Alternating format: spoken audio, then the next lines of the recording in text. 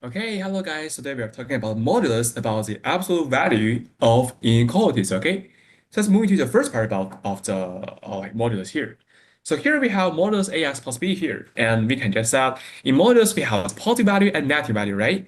So for example, like when ax plus b is a positive value is bigger or equal than 0, we can say that after the modulus it will become into ax plus b, right? Okay, so that is for the modulus here. And if the x plus b is smaller than 0, we can say that after the modulus, we can say that now it will become a negative x plus b, because here inside of the bracket is a negative value. So after the bracket or beside the bracket, you have to add an actual negative. So make sure that the value becomes positive, right? Because we already know before for modulus, it means the distance between the original point to this exact point, right? Okay. So in some P3 papers, we can say there's a very typical form for the questions like when a modulus function is bigger than k times modulus function, or modulus function is smaller than k times a modulus function. So for this kind of problem, just you need to do is to expand the bracket, and you can just set you can add it a square and to make sure that it obeys the rules. Because for example, like sorry for that. Okay, so for example, like 5 is bigger than 94, you can say 5 squared is still bigger than 94 squared, right?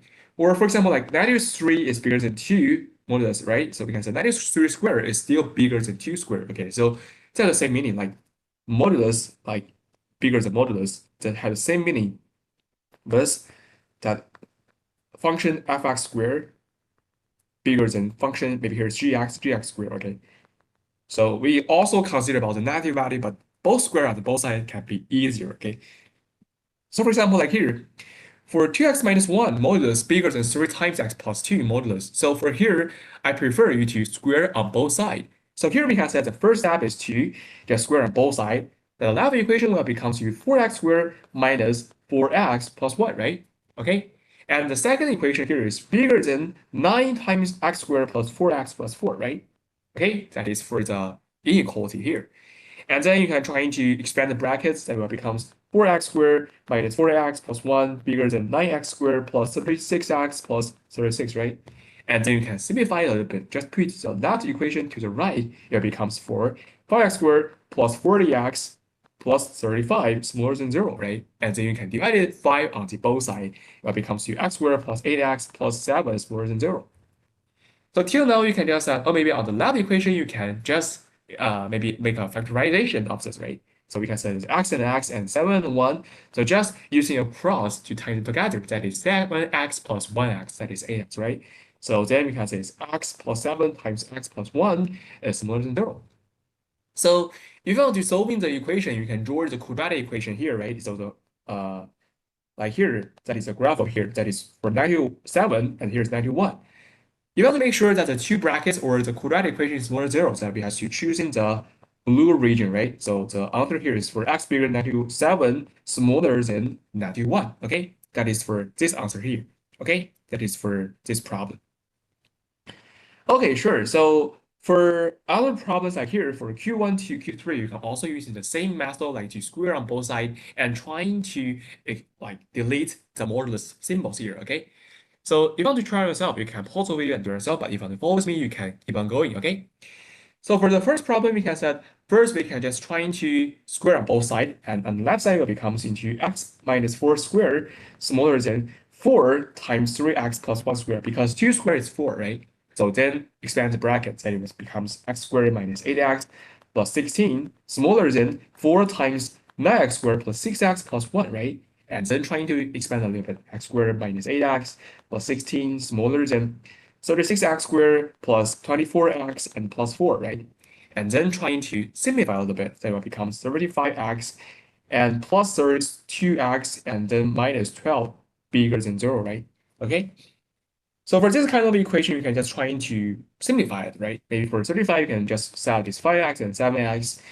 And for -12, you can just set this for maybe for, I guess it's 6 and 2, right? For example, here is for 6 and here's for -2. You can find, okay, so 5x times 92 is -10x, and 7x times 6 is for 42x, right?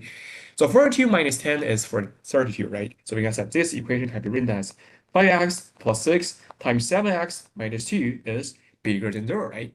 So we can just draw the graph like here. So this quadratic equation can be considered. Here we have two intercepts. That here is for negative 5/6, and here is for 2/7, right? So we can say that here it is a region for this, right? So we can say x, oh sorry, here is bigger than 0, right? So we have to make sure that this is the one region. Another side is also another region, right? So we can say that is x bigger than 2/7, or x is smaller than negative 5/6, right? Okay, so we have the two side of it. Okay, so maybe here I prefer you to draw the graph because maybe you fail to use the inequalities method. Sometimes you make a wrong answers for that. Okay, I prefer you to using the quadratic graph method. Okay. So for question 2 is the same, right? We can just first trying to square on both sides. We can say the first is for 4x squared minus 20x because 2ab, right? 20x.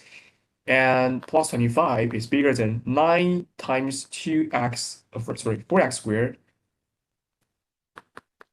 plus 4x plus 1, right? So then trying to expand it. 4x squared minus 20x plus 25 bigger than 36x squared plus 36x plus 9, right? Then trying to rearrange a little bit. It will becomes into 32x squared. Here is for plus 56x, and then plus 56x, and then is plus 34 is similar to 0, right? Okay. Oh, sorry, it's minus 16, sorry.